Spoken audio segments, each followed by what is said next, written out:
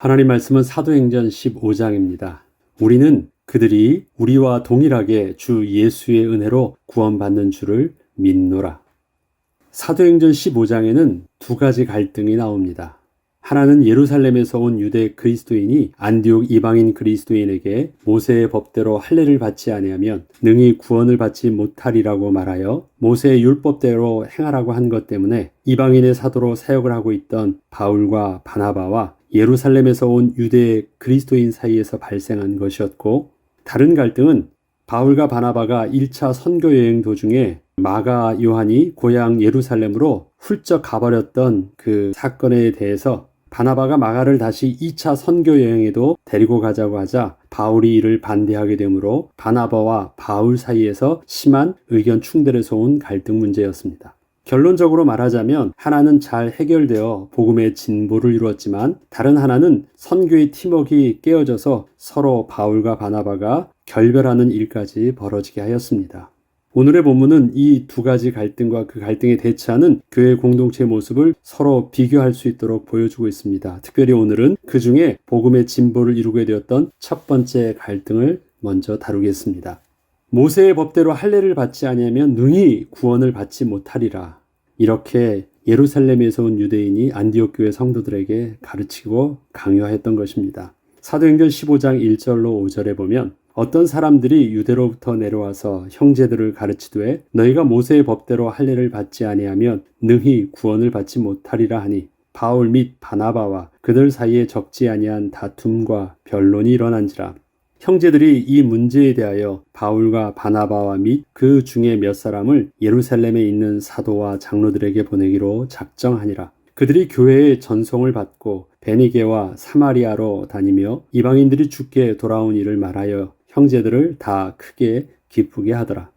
예루살렘에 이르러 교회와 사도와 장로들에게 영접을 받고 하나님이 자기들과 함께 계셔 행하신 모든 일을 말하며 바리새파 중에 어떤 믿는 사람들이 일어나 말하되 이방인에게 할례를 행하고 모세 율법을 지키라 명하는 것이 마땅하다 하니라. 바울과 바나바는 정통 유대인이었습니다. 바울은 율법에 능한 학자이기도 했고 바나바는 레위인으로서 유대 사회에서는 존경을 받는 인물이기도 했습니다. 다시 말해서 바울과 바나바는 율법에 대하여 다른 사람보다 훨씬 더 지난날에는 소중하게 여기고 지키고 연구하며 가르치고 본이 되었던 자들입니다. 그런데 이 바울과 바나바가 대부분이 이방인들로 구성된 안디옥 교회에 오랜 기간을 머물면서 저들에게 성경의 말씀과 복음을 가르쳤다는 것은 아주 놀랍고 특별한 일이었습니다. 이때 바울과 바나바가 전했던 복음은 모세 율법이 아니었기 때문입니다. 바울과 바나바는 안디옥의 제자들에게 복음을 가르치고 올바른 그리스도인의 삶을 가르칠 때 모세의 율법이나 유대인의 전통을 강요하지 않았습니다. 율법이라면 누구보다도 잘 가르칠 수 있었지만 바울과 바나바는 오직 예수 그리스도를 힘입어 죄 사함을 얻는 비밀과 하나님의 의를 얻는 생명의 복음 외에는 전하지 않았던 것이었습니다. 그런데 이렇게 안디옥 교회를 복음으로 가르치고 있던 그 상황에서 예루살렘에서 온 유대 그리스도인이 안디옥 교인들에게 할례와 모세 율법을 마치 구원을 얻게 하는 복음인 것처럼 가르치려 함으로 문제가 되었던 것입니다. 저들은 기존에 자신이 그렇게 따르고 있던 종교적 방식과 전통을 거룩한 하나님의 백성이 되기 위하여서는 반드시 따라야 하는 구원의 진리처럼 강요했던 것입니다. 안디옥 교회 성도들은 이미 성령의 역사를 통하여 구원을 받은 자들이었습니다. 저들이 구원을 받는데 어떠한 선결 조건이 전혀 없던 상태에서 받은 하나님의 일방적인 은혜였던 것입니다. 성령께서 저들에게도 임하셨다는 것은 예수 그리스도의 이름을 힘입어 죄 사함을 받고 하나님의 약속대로 그 사실을 믿음으로 하나님의 의를 이루어 거룩한 백성이 됨으로 인하여 성령 하나님께서 저들과 함께 하실 수 있게 된 것이었습니다. 그런데 지금 예루살렘에서 온 유대 그리스도인들이 말하는 것은 하나님의 거룩한 백성이 되려면 할례를 받아야 한다고 말하는 것이었기에 복음에 전혀 맞지 않았던 것입니다. 저와 여러분이 예수 그리스도를 영접하기 위해서는 예수님 내 마음에 오시옵소서, 그렇게 하면 예수님이 우리 마음속에 오실 수 있는 것이 아닙니다. 거룩하신 하나님이 우리 가운데 거하시려면 우리가 주님을 초청하기 전에 먼저 고백하고 해결되어야 될 일들이 있습니다. 하나님이 거하실 수 있도록 우리의 부정함을 씻어야 됩니다. 어떻게 가능합니까? 예수 그리스도의 이름을 힘입어 죄 사함을 얻을 수 있도록 우리가 하나님 앞에 죄인임을 고백하는 것입니다. 그리고 그 그리스도의 은혜로 인하여 내가 하나님의 의를 이루었다라는 사실들을 믿음으로 붙잡는 것입니다. 이때 주님께서 우리 가운데 거하시고 우리가 하나님의 백성으로 또 하나님의 자녀로 구원함을 얻을 수 있는 것입니다. 이처럼 안디옥 교회 성도들이 구원함을 얻었고 주의 성령께서 함께하는 백성이 되었다는 것은 바로 예수 그리스도의 그 이름을 힘입어서 죄 사함과 의를 얻는 영적 비밀들이 이미 있었다라는 것을 말합니다. 그런데 예루살렘에서 온 그 유대의 기독교인들은 구원함을 얻기 위해서는 할례를 받아야 된다고 말하는 것이에요.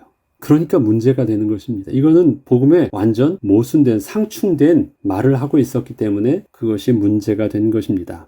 저들은 이미 하나님의 거룩한 백성이 되었기 때문에 성령 하나님께서 저들 속에 거하시게 된 것이었는데 거룩한 백성이 되려면 할례를 받아야 한다고 하니 예수 그리스도의 복음이 그렇게 심각한 훼손을 입게 된 것이었습니다. 그러나 현재 일어나고 있는 유대인과 이방인의 갈등은 복음 공동체 안에서 한 번은 반드시 정리를 해야만 했던 중요한 신학적 문제였습니다. 유대인이 붙잡고 있던 율법도 하나님께서 이스라엘의 위대한 지도자 모세를 통하여 주셨던 아주 권위 있는 말씀이었고 이제껏 이스라엘의 오랜 역사 속에서 계속 지켜왔던 내용이었기 때문이었습니다. 특별히 이스라엘 백성에게 할례라는 것은 이방인과 하나님의 백성을 구분하는 아주 중요한 핵심이었기에 어쩌면 저들이 그렇게 말하는 것이 이해가 될 만한 문제였기 때문이었습니다. 바나바와 바울은 우선 이러한 갈등을 해결하기 위해서 하나님이 세우신 교회의 영적 권위 안으로 들어갔습니다. 현재 안디옥 교회의 교세가 더 크고 성령의 역사도 예루살렘 교회 못지않게 많이 일어나며 실제적으로 복음 전도의 역사가 자신들의 교회로부터 세계로 뻗어나고 있던 상황이었기에 자신들이 전하는 복음이 맞다고 하며 스스로 독립할 수도 있었지만 겸손히 예루살렘 교회의 사도들의 권위 아래로 들어가 이 문제를 보고하고 그 해결을 구하고자 했던 것입니다. 만약에 안디옥 교회가 정면으로 들이받았다면 또 사실이 맞잖아요. 복음이 자기네들에게 주셨던 은혜가 맞기 때문에 그것으로 강하게 밀어붙였다면 큰 문제가 일어날 수 있었는데 어떻게 복음의 진보를 이룰 수 있었을까요? 그 첫 번째가 하나님의 권위 안으로 들어갈 수 있는 겸손함이 있었던 것입니다. 바울과 바나바 그리고 함께 동행한 안디옥 성도들은 예루살렘 교회로 가는 길에 베니게와 사마리아 지역을 들러서 그 지역의 그리스도인들에게 이방인들이 주께로 돌아온 일들을 말하며 저들과 함께 하나님이 행하신 일들을 서로 확인하며 기뻐하였습니다. 사마리아 땅에 유대인이 있나요? 거기에는 정도 유대인들은 없습니다. 베니게도 이방인 지역입니다. 그런데 저들이 안디옥 교회 성도들이 그 지역에 들어가서 하나님이 행하신 일들을 보았습니다. 특별히 그 지역은 바울과 바나바가 이방인 전도에서 세워진 교회들이 아니에요. 그런데 그 지역에도 흩어졌던 유대인들 중에서 일부를 통해서 또 사마리아는 누구였죠? 복음을 전했던 자가 빌립을 통해서 복음을 전했었잖아요. 바로 그 지역에서 동일하게 이방인 구원의 역사가 일어났던 것이에요. 동일한 사람이 아니고 동일하게 서로 공통적으로 하나가 될 수 있었던 일들이 없었음에도 불구하고 어떤 일들이 일어났습니까? 성령 하나님께서 동일하게 이방인들에게 구원의 역사를 주시는 것을 우리만 주신 것이 아니라 바로 저 이방인 지역에서도 그렇게 역사하셨던 것을 보게 되었던 것입니다. 이 일들을 통해서 더욱더 확실하게 하나님께서 이방인들에게도 구원을 주시기로 기뻐하셨구나. 이건 누가 전해서 되어진 문제가 아니라 이방인들을 향한 하나님의 사랑이 분명한 것을 서로가 확인할 수 있었던 것입니다. 지금 이 일들이 언제 일어난 것입니까? 바울과 바나바와 안디옥 교회에서 일부 성도들이 예루살렘 교회로 가는 길에 일어났던 일들입니다. 더욱더 이방인 선교의 하나님의 마음을 확인할 수 있었고 그 확실된 마음으로 드디어 예루살렘 교회로 들어갔습니다. 이렇게 다른 이방인 지역에서도 성령께서 동일하게 이방인에게도 구원을 베푸신 하나님의 구원의 은혜를 확인한 안디옥 교회 성도들은 좀 더 확신을 가지고 예루살렘 교회로 들어가 사도들을 만나 이러한 하나님의 구원의 역사를 증거하며 하나님의 구원이 유대인의 율법에 있지 않음을 겸손하게 변론하였습니다. 특히 바리새파 유대인들 중에는 할례를 행하고 모세 율법을 따르는 것이 하나님의 백성에게는 마땅함을 말하는 자도 있었습니다. 아니 어려서부터 평생을 그리고 그것이 옳다고 지키면서 가르쳤던 자들에게 율법을 쉽게 포기하고 그것을 부정할 수 있겠습니까? 그 체질적으로요. 완전히 뼛속까지 전통 유대인의 그 모습으로 율법으로 온전히 평생을 살아왔던 자에게 순간 그것을 부정하게 한다는 것은 말이 안 됐습니다. 그래서 끝까지 아니야 그래도 유대인의 율법과 전통이 너무너무 소중하다고 말하는 자들도 있었습니다. 결과적으로는 하나님께서 친히 행하시는 구원의 역사 앞에서 자신들의 전통과 권위를 내려놓고 순종하는 것이 마땅함을 인정하고 안디옥 교회를 있는 모습 그대로 같은 하나님의 백성으로 맞이하게 됐던 것입니다. 사람의 체질을 쉽게 바꿀 수 없어요. 그리고 자기가 그렇게 옳다고 했었던 것, 그렇게 포기하는 것 쉽지 않습니다. 서로 너무 의견 충돌이 있을 수 있어요. 이건 진리 문제가 아닙니다. 우리 체질적으로 평생 살았던 부분이에요. 그럼에도 불구하고 예루살렘 교회가 안디옥 교회 성도들을 어떻게 있는 모습 그대로 맞이할 수 있었을까요? 나랑 너무 다른데 나는 내 것을 버릴 수 없는데도 불구하고 어떻게 저 안디옥 교회 성도들을 동일한 하나님의 백성으로 맞이할 수 있었고 인정할 수 있었을까요? 그것은 비록 자기는 체질적으로 변하기가 힘들었음에도 불구하고 하나님께서 행하시는 하나님의 주권적 역사 앞에서 겸손히 순종함이 우선이었기 때문이었습니다. 내가 아무리 나된 모습이 나의 의가 강하더라 할지라도 그것은 하나님의 주권 아래서의 고집이어야 하는 것입니다. 우리가 어떤 일들을 고집하고 어떤 일들을 결정함에 있어서 선을 지킨다고 하죠. 선을 지켜야 한다. 선을 넘지 않는 것. 우리가 갈등을 할 수도 있고 내 의견을 말할 수도 있고 나의 고집대로 살 수도 있는데 어디까지 하나님의 주권과 하나님의 권위 이상을 넘어서지 않는 선 안에서의 우리의 모습이 있어야 됩니다. 예루살렘 교회와 안디옥 교회의 갈등이 그렇게 아름답게 복음의 진보를 이룰 수 있었던 것은 결국은 양쪽에 있는 모습대로 인정할 수 있었던 그 하나님의 주권 앞에서의 하나됨을 인정했기 때문에 그렇습니다. 하나님의 권위를 넘지 않았습니다. 이것이 굉장히 중요합니다. 서로 타협하고 서로 잘해보자 그래서 해결된 것이 아닙니다. 하나님의 권위 아래서 하나님의 행하신 일들을 순종함으로 일이 이루어진 것이었습니다. 특별히 교회의 수장이었던 베드로의 겸손한 고백은 교회를 그리스도 안에서 하나가 되게 하는 아주 중요한 계기가 되었습니다. 얼핏 이 내용을 읽어보면 이 베드로가 한 말이 아니라 이방인의 사도로 불려졌던 꼭 바울이 한 말 같이 들려요. 그러나 베드로는 직접 자기가 나가서 바울처럼 이방인의 전도를 하지는 않았지만 하나님께서 자기에게 고넬료를 통해서 세례를 받게 하셨던 그 사건을 알고 또 경험하고 있었기 때문에 이방인에 대해서 이미 열린 마음이 있었던 것입니다. 베드로는 이렇게 고백을 합니다. 많은 변론들이 서로 간에 있은 후에 베드로가 일어나 말하되 형제들아 너희도 알거니와 하나님이 이방인들로 내 입에서 복음의 말씀을 들어 믿게 하시려고 오래전부터 너희 가운데서 나를 택하시고 또 마음을 아시는 하나님이 우리에게와 같이 그들에게도 성령을 주어 증언하시고 믿음으로 그들의 마음을 깨끗게 하사 그들이나 우리나 차별하지 아니하셨느니라. 베드로는 고넬료를 통해서 이 사실들을 명확하게 보았습니다. 그 부정할 수 없거든요. 그래서 그것을 말하고 있는 것입니다. 그리고 이렇게 예루살렘 교회에 자기가 간증했었던 일들을 이미 예루살렘에 있는 사도들과 성도들도 알고 있습니다. 그런데 지금 너희가 어찌하여 하나님을 시험하여 우리 조상과 우리도 능히 매지 못하던 멍에를 제자들의 목에 두려느냐. 그러나 우리는 그들이 우리와 동일하게 주 예수의 은혜로 구원받은 줄을 믿노라 하니라. 하나님께서 행하신 그 일들 앞에서 인정한 것입니다. 우리는 때로는 우리 이런 실수를 합니다. 나의 가지고 있었던 기존의 옳음과 전통적 사고방식과 옳다고 하는 그 가치를 행하던 습관들을 하나님의 말씀 앞에서요 버리지 못하는 경우가 많습니다. 하나님 지금 이러한 일들을 통해서는 하나님이 양보하셔야 돼요. 이거 옳은 일 아닙니까? 하나님 그렇게 하시면 안 됩니다 하면서 오히려 그런 성령의 역사를 스스로가 부정하거나 거부하려는 착각을 하게 됩니다. 너무 오랫동안 자기 의로 붙잡고 있다가. 그런데 베드로와 또 예루살렘의 모든 사도들과 성도들은 하나님 앞에서 기꺼이 내려놓는 것을 선택합니다. 그 일에 앞장서서 바로 베드로가 먼저 겸손히 순종한 모습을 보였던 것입니다.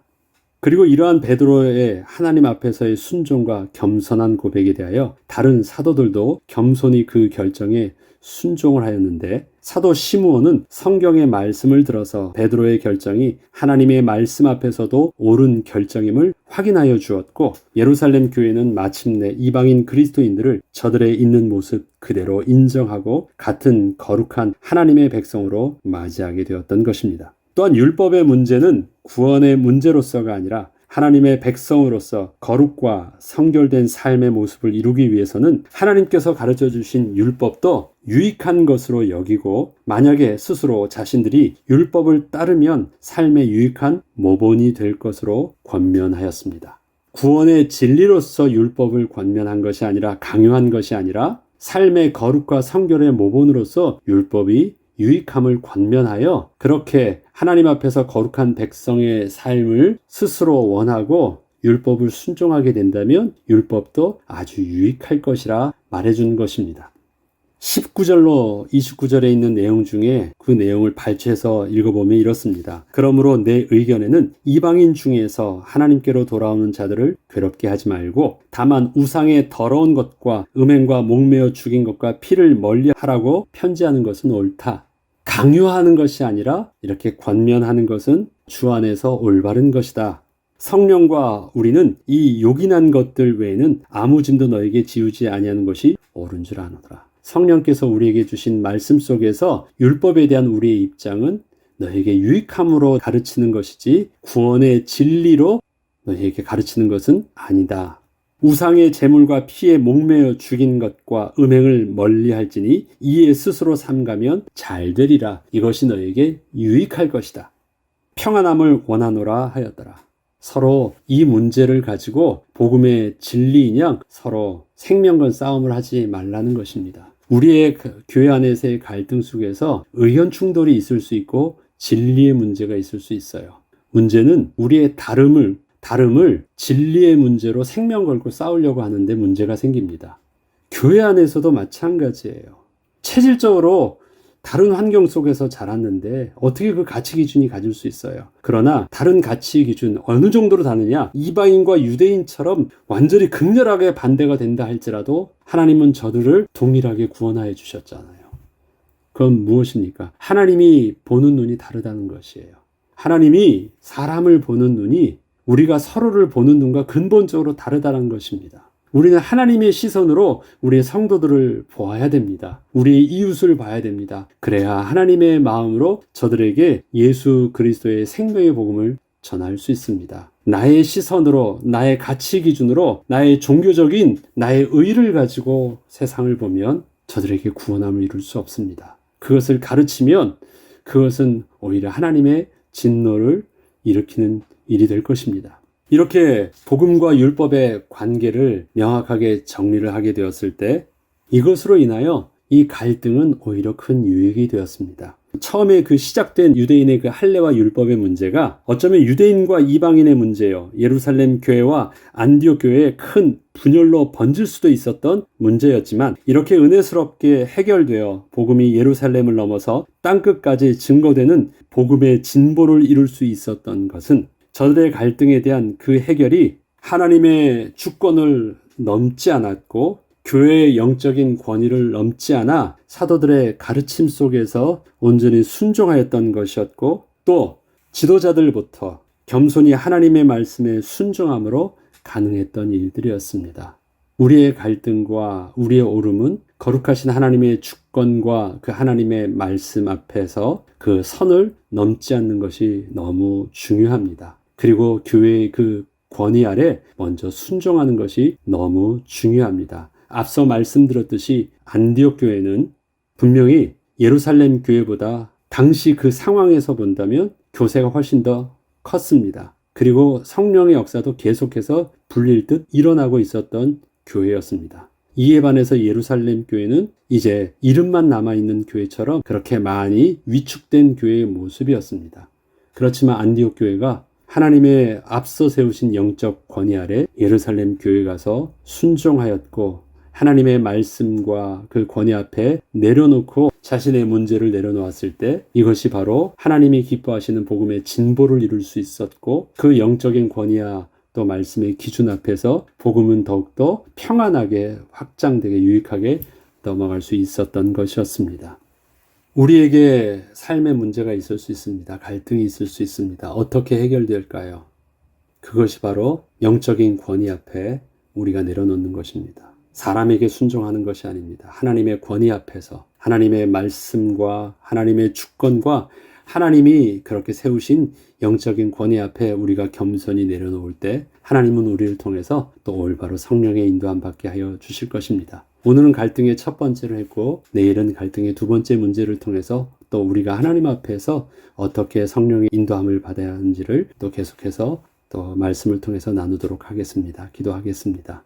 하나님 아버지, 교회가 또 우리가 복음의 진보를 이루기 위해서 우리에게 있었던 많은 생각들이 깨어져야 되며 또 세수를 세부대에 봐야 되듯이 우리의 작았던 그릇이 하나님의 크신 영광을 담기 위해서 또 깨져야 되는 상황들이 하나님의 거룩한 공동체 안에서 계속 발생하는 일들을 보게 됩니다. 하나님, 깨진다는 것, 우리를 갱신한다는 것은 우리에게 아픔과 당황스러움과 또 양보할 수 없는 갈등이 있지만 하나님, 날마다 그 상황 때마다 주의 성령께서 함께해 주시고 올바른 길로 인도하여 주셔서 하나님의 주권과 거룩한 주님의 영적인 권위 앞에서 주의 말씀 앞에서 주님이 주시는 성령의 인도하심을 따라 순종하게 하시고 올바로 지혜롭게 판단할 수 있게 해 주셔서 우리 삶 속에서 일어나는 사건과 문제와 갈등이 오히려 복음의 진보를 이루는 중요한 영적인 축복의 시간표가 되도록 하나님 인도하여 주시옵소서. 오늘도 우리의 만남을 통해서 성령의 인도함 받기를 소원합니다. 감사드리며 우리 주 예수 그리스도 이름으로 기도합니다. 아멘.